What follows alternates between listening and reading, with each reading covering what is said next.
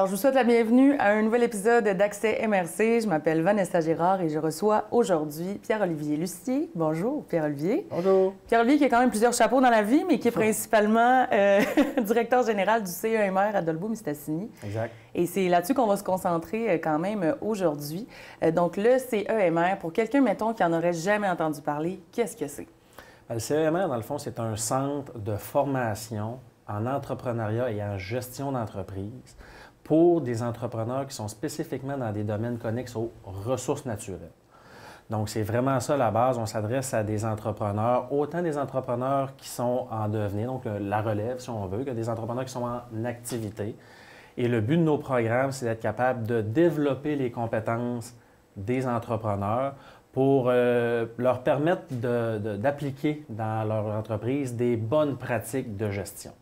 Puis quand on parle de ça, ça ne veut pas dire qu'on n'est pas bon avant, ça veut juste dire que dans la vie, on a tout un potentiel d'amélioration, puis on a tout un niveau où on se situe, et on peut avoir comme objectif, comme désir de bonifier nos pratiques dans le but d'améliorer le rendement de notre entreprise, puis d'être encore plus à sa place comme entrepreneur.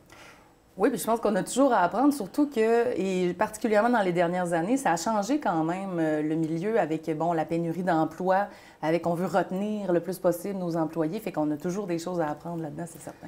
Bien, c'est certain qu'il y a des enjeux, effectivement, qui ont évolué avec le temps. Puis on s'adresse aussi dans les domaines à lesquels on s'adresse, les ressources naturelles. On a commencé là, principalement dans le secteur forestier depuis nos débuts, depuis 2018. Donc, ça fait 3 ans et demi là, environ qu'on est existant. Puis on a vraiment commencé à la base par le secteur forestier. Puis, c'est certain que les entrepreneurs forestiers, ce sont à la base surtout des excellents gens de terrain, des excellents opérateurs, des gars vraiment efficaces dans ce créneau-là. Mais ce ne sont pas des gens qui ont nécessairement eu l'opportunité dans leur parcours entrepreneurial de faire une pause et d'aller développer ces compétences de gestion-là.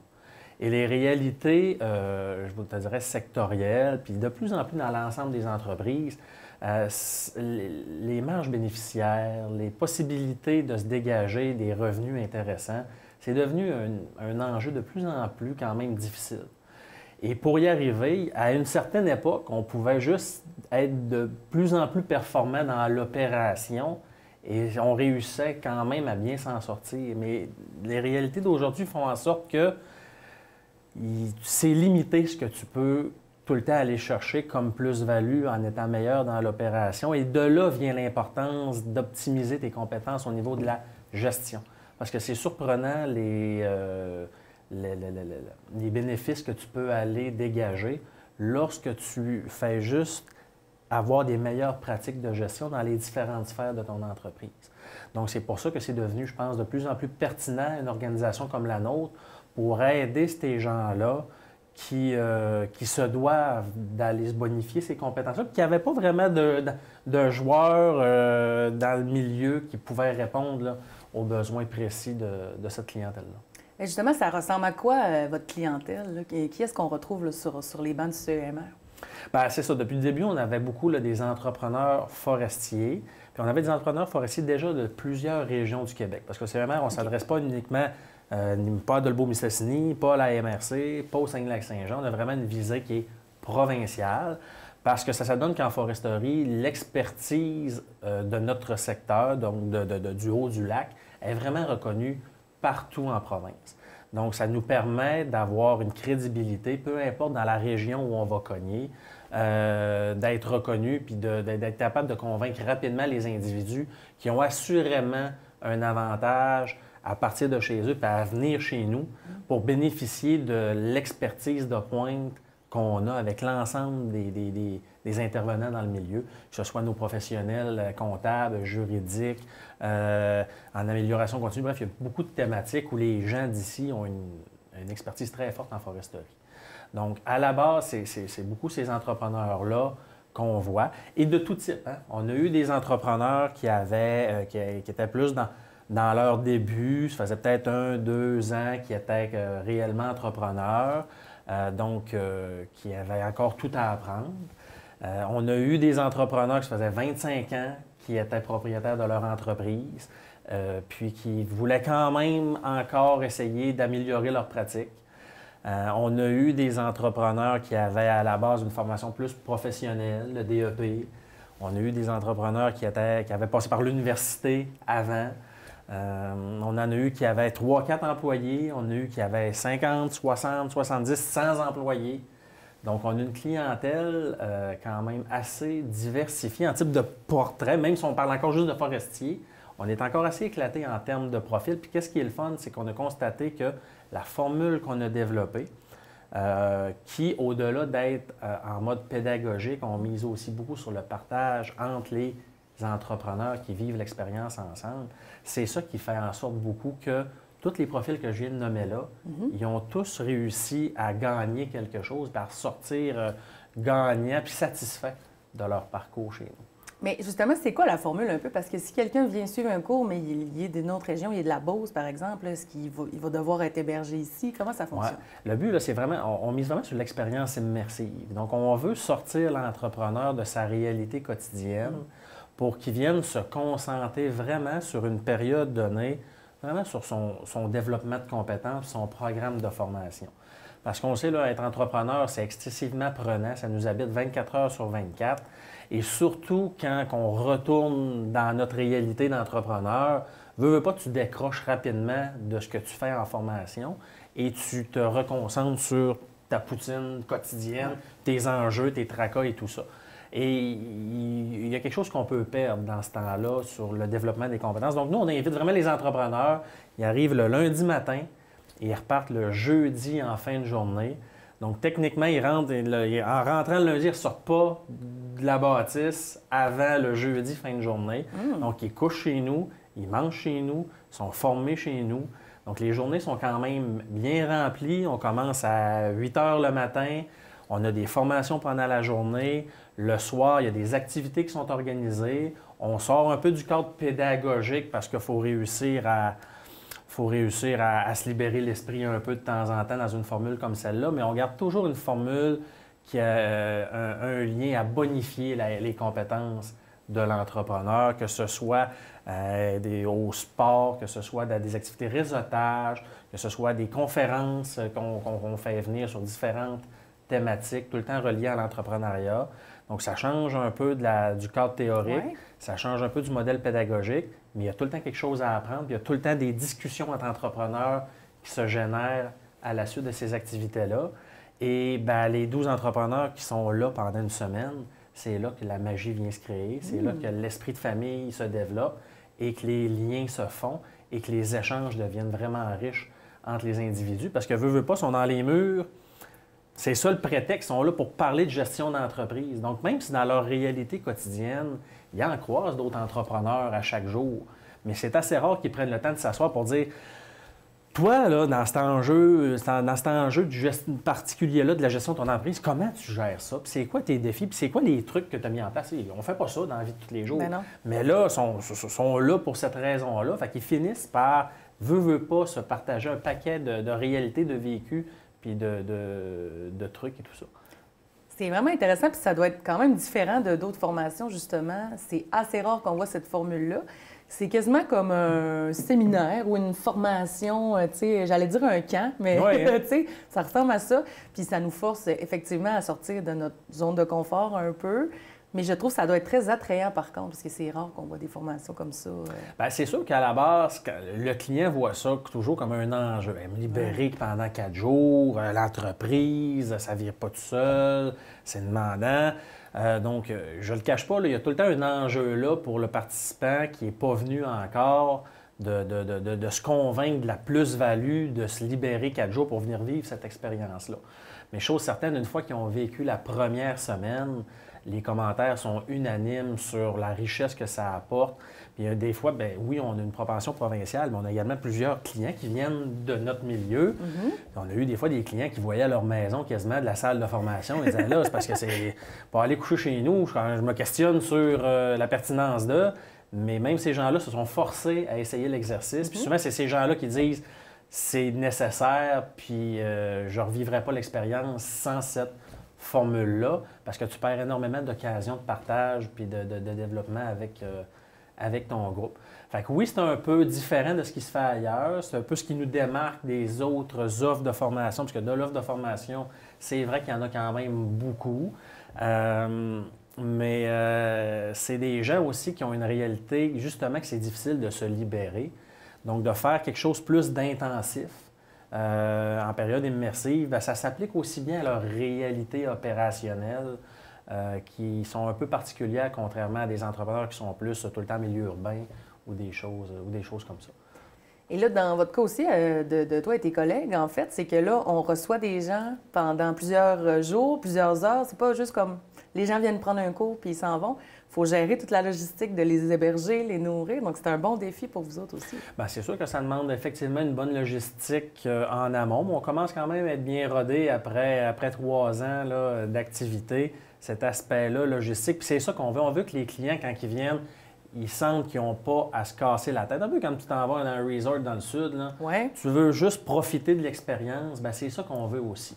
Donc, c'est un peu ça qu'on a comme témoignage une fois que les clients sont passés. Ils se sentent encadrés, ils ont tout ce qu'ils ont besoin, ils n'ont pas à se casser la tête, ils sont accompagnés, ils sont dirigés, ils ont juste à se concentrer sur la formation, à partager entre eux ce qu'ils ont à partager, puis à laisser un peu les tracas de côté, puis à vivre l'expérience pleinement. Donc, c'est certain que ça. Puis l'expérience aussi, c'est pas juste une fois. Hein. Quand les clients viennent, c'est 3 blocs d'une semaine. Ouais. Donc, ils viennent une première semaine et une fois qu'avant de partir, nous, on travaille évidemment avec eux sur qu'est-ce que vous voulez travailler suite avec le coffre d'outils que vous êtes venu chercher cette semaine. Parce que faire une formation pour faire une formation, c'est le bout facile de l'histoire. Ouais. L'enjeu, c'est de travailler et d'appliquer ce que tu es venu chercher comme outil, comme bonne pratique de gestion. Donc, nous, on les amène toute la semaine déjà à se mettre en réflexion de quelle bonne pratique de gestion, qu'est-ce que je veux changer dans mon entreprise suite aux formations que je viens de faire, dans le but de régler quelle problématique ou de générer quel rendement supplémentaire. Et avant qu'ils partent, bien là, on travaille avec eux. Là, c'est le temps de faire un plan d'action. Qu'est-ce que je veux travailler? Dans quel délai je veux réaliser ça, dans le but de régler quelle problématique. Il faut vraiment avoir du concret à ramener chez vous. Très concret. Puis malgré ce concret-là, l'humain étant ce qu'il est, quand on retourne dans notre réalité, c'est difficile de se dégager du temps et de faire les efforts pour appliquer ce qu'on a dans notre plan qui est pourtant si concret. Donc, c'est pour ça que nous autres, on ne laisse pas les clients à eux-mêmes. Moi, j'ai des ressources dans mon équipe qui sont les coordonnatrices, que leur rôle, c'est d'accompagner les individus entre les sessions de formation. Je disais qu'il y a 3 semaines de formation et il y a 6 mois entre chaque session de formation. Justement pour se laisser le temps de travailler sur ce plan d'action-là et se donner le temps de pouvoir vraiment appliquer dans l'entreprise les bonnes pratiques de gestion que tu as apprises dans le cadre de la formation. Et la coordonnatrice, elle est là pour te suivre là-dedans, pour t'assurer que tu continues d'évoluer, que si de temps en temps, tu as malheureusement, pour différentes raisons qui peuvent être valables, pas mis le temps nécessaire sur ça, bien, il y a quelqu'un qui est là pour te rappeler que, bien, te rappelles-tu quand tu es parti le jeudi, pour toi, c'était un enjeu qui était vraiment important suite à la formation que tu avais vécue. Si c'était pertinent pour toi le jeudi, il faut que tu te rappelles que ça l'est encore aujourd'hui, puis c'est important que tu te dégages le temps puis que tu mettes les efforts nécessaires pour travailler là-dessus. Puis, au-delà de cette coordonnatrice-là qui t'accompagne, nous, on offre également du mentorat aux clients avec le réseau de formateurs qu'ils ont vu en formation pour, par exemple, les aider à vraiment cheminer concrètement dans l'atteinte d'un objectif. Parce que tu peux te cibler un objectif suite à la formation dans une thématique donnée, en comptabilité, par exemple. Puis, c'est assez concret de la façon que tu te l'es mis, puis le cours est frais dans ta tête, mais peut-être que tu vas travailler ça juste 1 mois et demi après la formation. Puis là, quand tu ressors ton plan, puis que tu te rappelles concrètement quand même les grandes lignes, mais tu dis, me semble donc que ça serait pertinent pour moi de pouvoir reconsulter ce formateur-là pour me faire guider dans l'intégration de cette bonne pratique-là, puis dans l'application d'actions concrètes. Mais c'est quand même des professionnels qui coûtent quand même assez cher de l'heure quand tu vas aller les reconsulter sur une base personnelle. Donc, nous, là, il y a une banque d'heures pour les clients pour reconsulter ces formateurs-là, pour nous assurer qu'il n'y a pas de raison de ne pas avancer puis de ne pas finir par appliquer ce que tu voulais appliquer quand tu as fini ta semaine chez nous. Ah, donc, il y a vraiment un suivi qui se fait. C'est sur une longue période de temps, donc vraiment l'occasion de modifier certaines habitudes. D'habitude, le parcours prend à peu près 1 an et demi. Oui, c'est ça. C'est entre la première session puis la dernière semaine où on accompagne le client après sa 3e semaine de formation. En général, c'est à peu près ça, 1 an, 18 mois là, de parcours.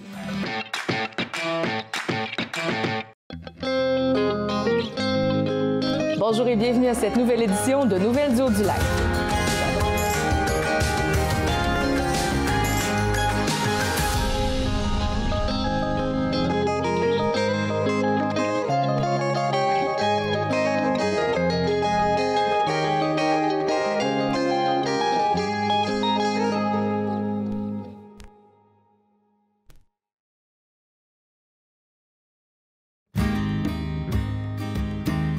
La série documentaire « Les artisans de la terre » présente en un clin d'œil le quotidien de 8 producteurs agricoles du nord du lac Saint-Jean dans la MRC de Maria-Chapdelaine.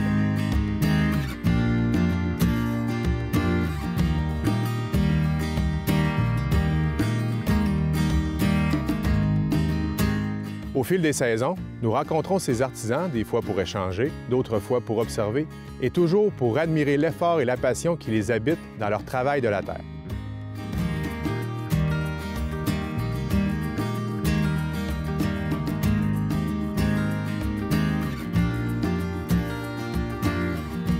Découvrez différentes productions agricoles d'une façon simple, sans artifice, mais qui sauront vous captiver et vous surprendre. L'agriculture dans ce qu'elle a de plus vrai, authentique et grandiose.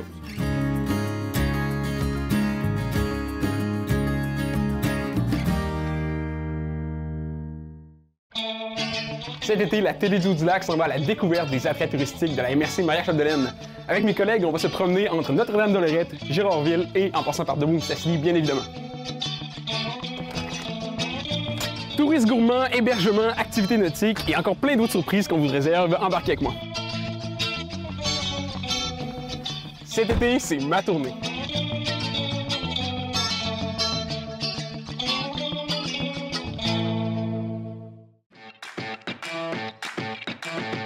Puis là, on parle de la formule depuis tantôt. Je me dis, vous autres, avec la COVID, ça a dû aller modifier quand même un peu vos plans parce que recevoir des gens, là, ça devait être plus touché.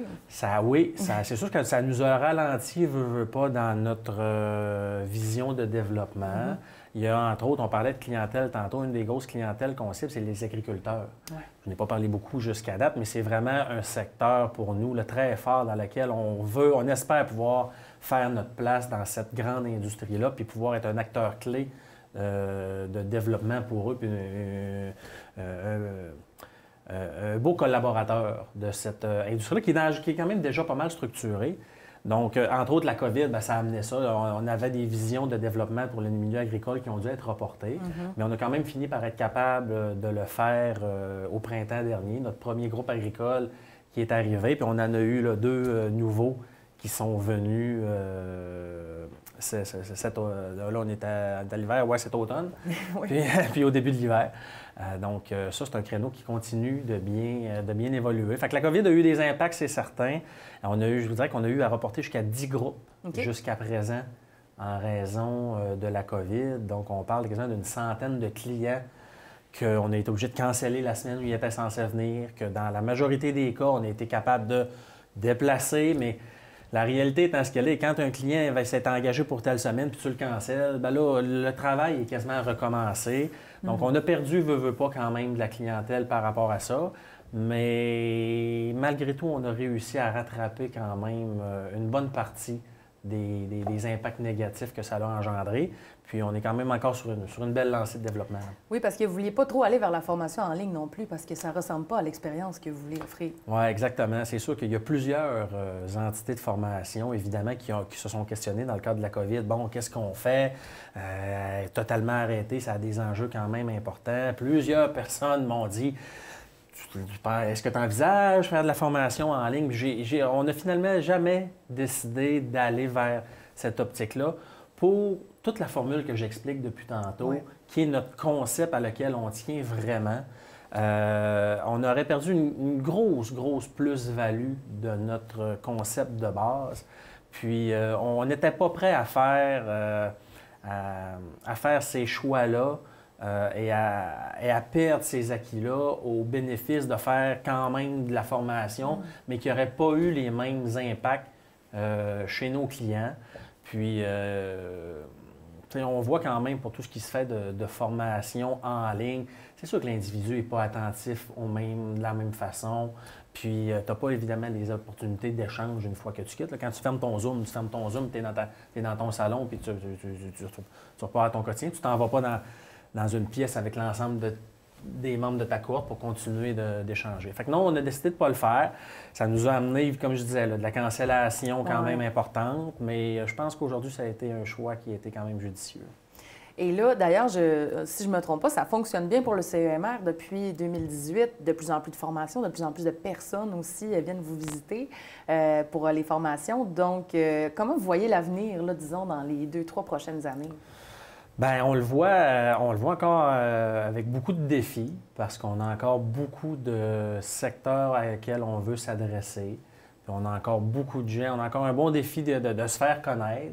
Quand tu t'adresses à une clientèle qui peut vivre partout au Québec, le territoire est grand, les acteurs sont nombreux.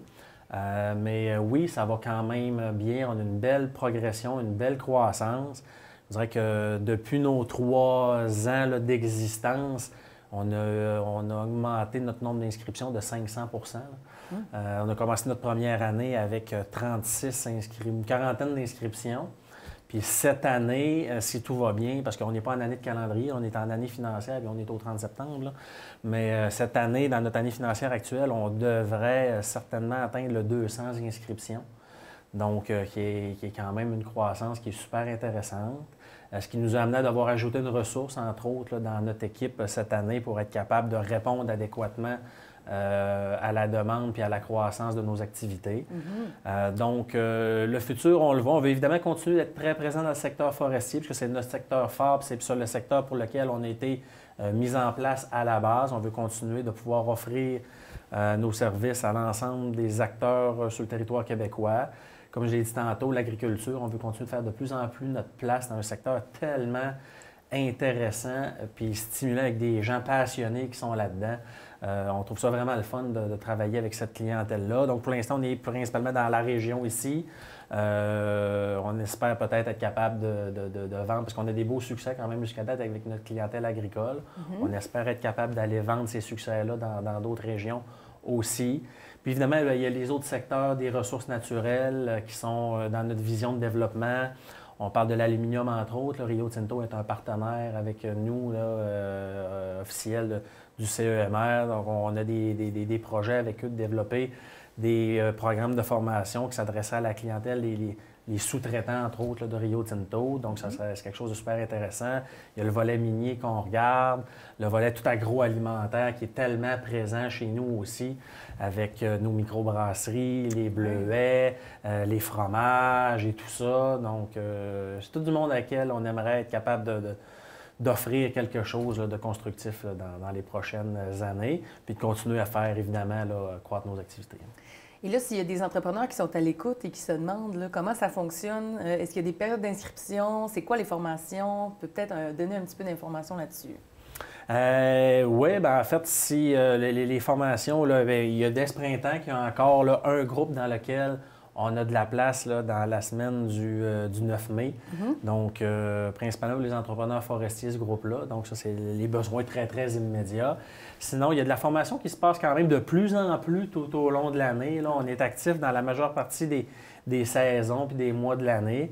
Donc, il y a le site Internet du CEMR que les gens peuvent consulter, le cemr.com. Il y a notre page Facebook qu'on essaie de toujours tenir active puis de laisser... d'informer les gens sur les prochaines possibilités de formation. Ils peuvent nous appeler directement au bureau pour nous questionner. Il y en a des fois qui se questionnent à savoir, ça serait-tu bon pour moi? J'ai-tu le profil pour ça? À la base, ce ne sont pas des forestiers ou des agriculteurs. Tu sais, je dis tout le temps aux gens, appelez-nous. Le pire qui peut arriver, c'est que malheureusement, on ne puisse pas répondre à votre besoin. Puis, il y a quand même de fortes chances qu'on ait quelque chose de disponible pour vous aider dans votre cheminement d'entrepreneur. Donc, on invite les gens à nous contacter, peu importe la plateforme.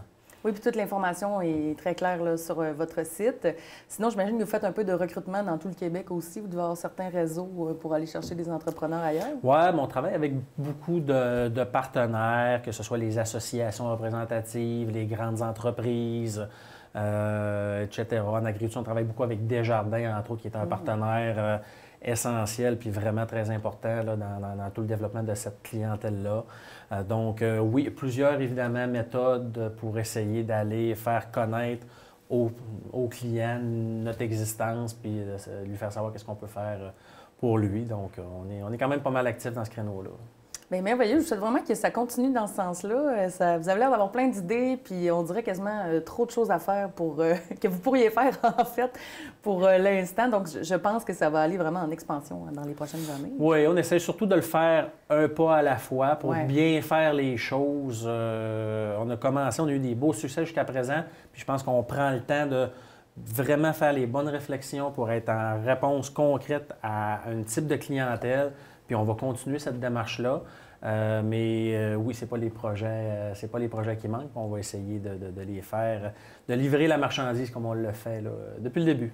Parfait. Déjà, ça va être plus simple avec les mesures sanitaires là, qui sont levées peu à peu, j'imagine. Ça, c'est certain qu'il y a quand même eu des enjeux là-dessus. On a été chanceux. Hein? On a eu l'autorisation de pouvoir faire des activités de formation, même dans certaines périodes d'activité où les entreprises devaient être plus en télétravail et tout ça. Mais il y avait les contraintes, hein? Le port du masque. Des fois, on a eu même des groupes où on devait avoir le port du masque en permanence dans la classe, comme c'est le cas pour nos étudiants là, au primaire, nos enfants là, au primaire, au secondaire. Je ne vous cacherai pas que pour une clientèle adulte qui est plus habituée à travailler à l'extérieur en plus, d'être un 40 heures à l'intérieur avec le masque au visage, ça avait des inconvénients. Il y a eu on a eu des belles satisfactions quand même. Mais c'est certain que lorsqu'on va être capable de se sortir un peu de ces encadrements-là, ça va être bénéfique pour tout le monde. Bien, vous êtes sur une belle lancée, en tout cas. Merci beaucoup d'avoir pris le temps de venir nous présenter ça aujourd'hui, Pierre-Olivier. Et puis, de notre côté, je vous remercie d'avoir été là et on se retrouve la semaine prochaine pour un autre accès. Merci. Merci.